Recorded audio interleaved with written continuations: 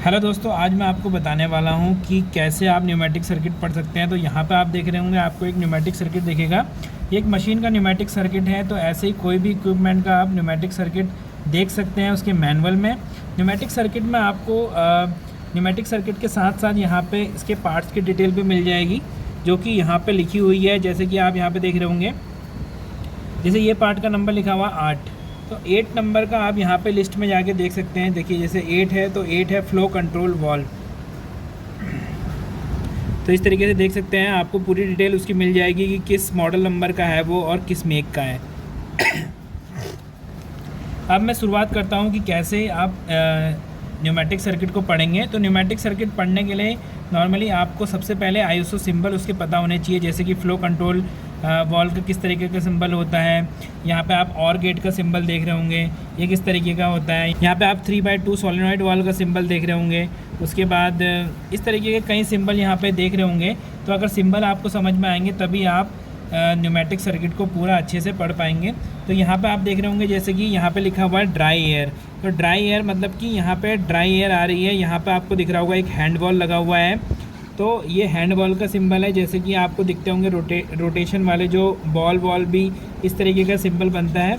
उसके बाद जो ये डाया लिखा हुआ, देखिए 12 mm का न्यूमेटिक पाइप यहाँ से निकला हुआ है। उसके बाद यहाँ को एक टी जॉइंट यहाँ पे लगा हुआ है। टी जॉइंट जो 12 का ही है, जिसमें एक 12 का पाइप आगे को गया हुआ है और एक इस डायरेक्शन में गया हुआ है।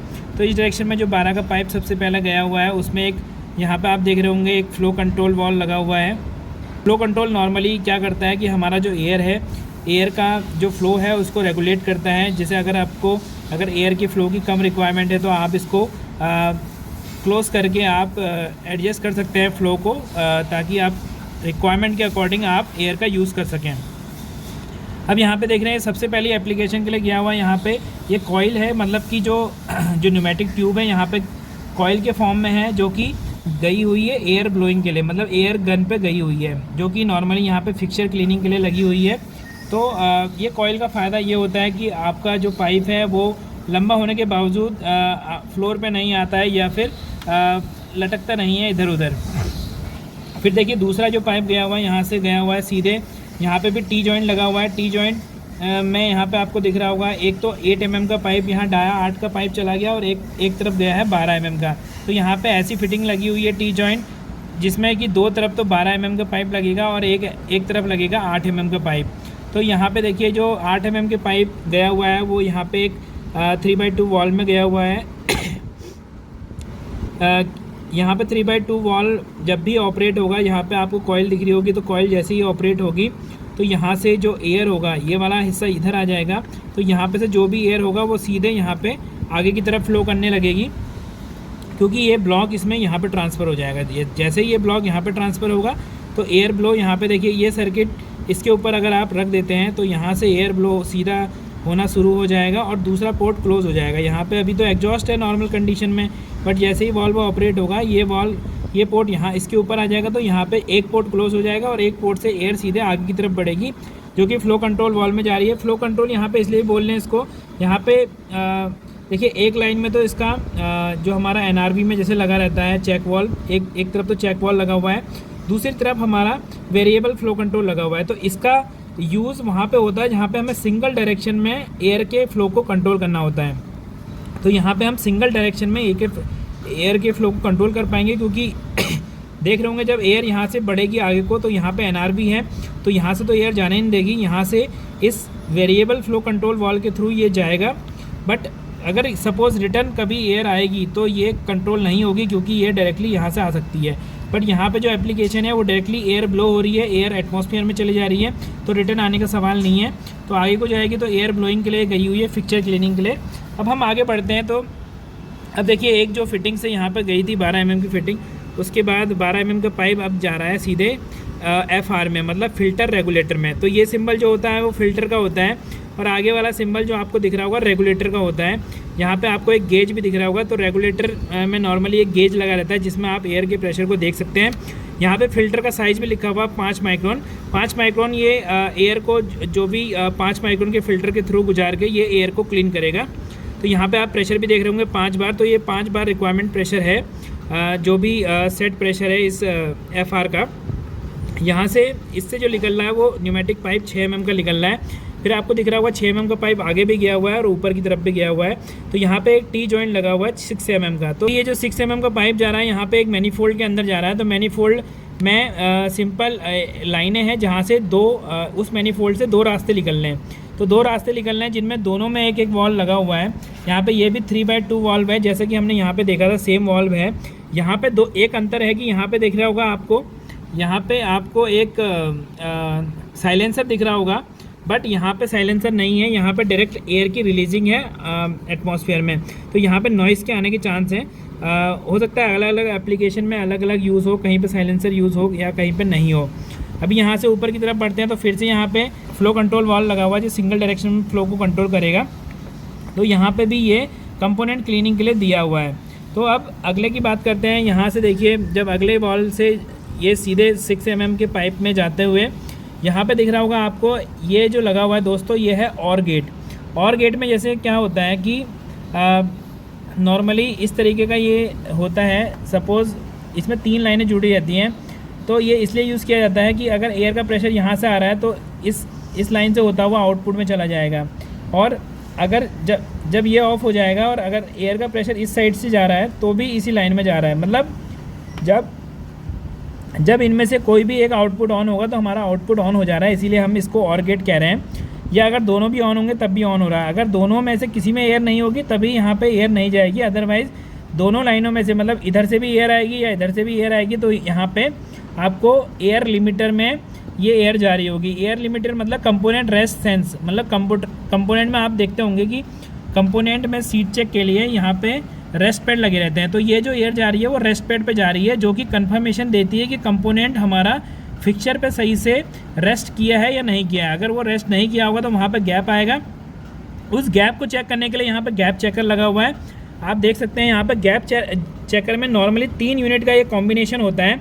गैप चेकर में जो प्रेशर को सबसे पहले कंट्रोल किया जाता है, तो यहाँ पे आप देख रहे होंगे यहाँ से एक डायरेक्ट पाइप गया हुआ था जिसमें जो FR के थ्रू डायरेक्टली यहाँ पे गया था 5 बार के प्रेशर में।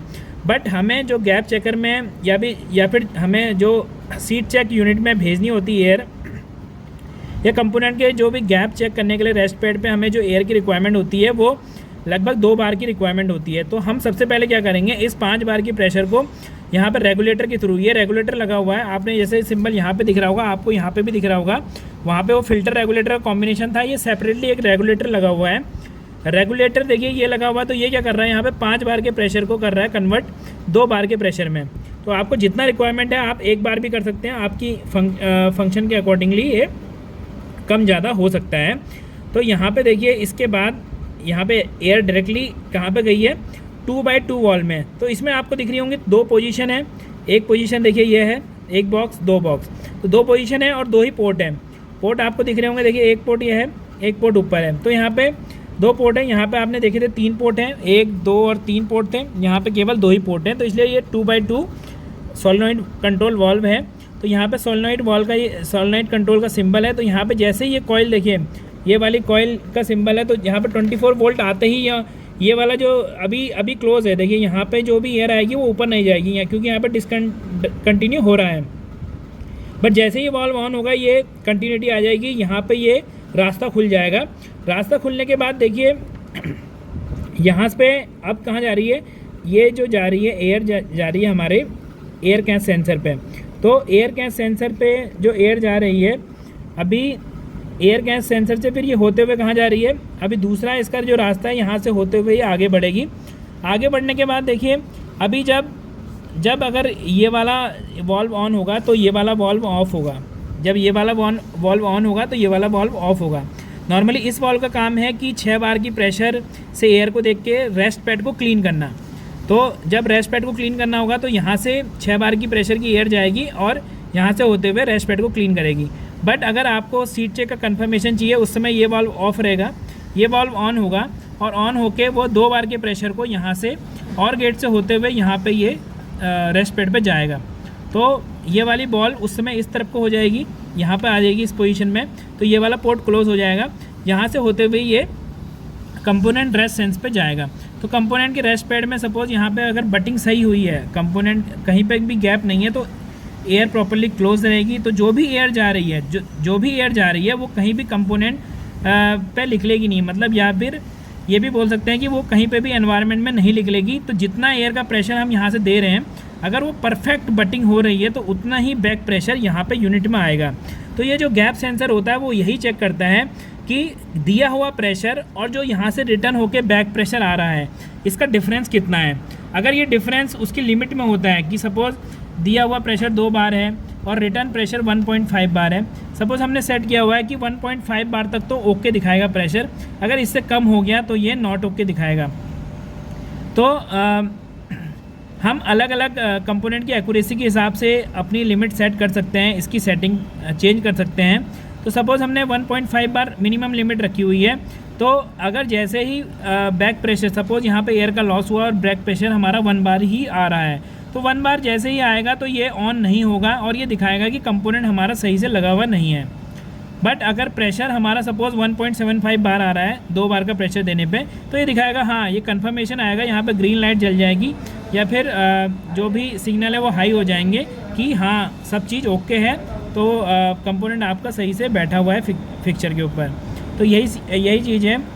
अभी यहाँ पे आखिरी में आपको दिख रहा होगा एक प्रेशर स्विच भी लगा हुआ है, तो ये प्रेशर स्विच का सिंबल होता है। प्रेशर स्विच का काम यहाँ पे ये है कि जो भी फिल्टर रेगुलेटर के थ्रू यहाँ पे एयर आ रही है तो हमारे सिस्टम में जो हमने सेट किया हुआ है, सपोज़ 5 बार का प्रेशर सेट किया हुआ है, तो वो क्या सिस्टम में है या नहीं है। सपोज़ 3 बार अगर गलती से यहाँ पे कुछ पाइप बस्ट हो जाता है या फिर प्रेशर किसी वजह से ड्रॉप हो जाता है तो ये हमारा अलार्म दे देगा, ये प्रेशर स्विच की मदद से अलार्म आ जाएगा कि हाँ सिस्टम में प्रेशर लो है। तो आप कृपया अपनी एयर को चेक कर लीजिए कि एयर जो है कहीं पे लीक तो नहीं हो रही है।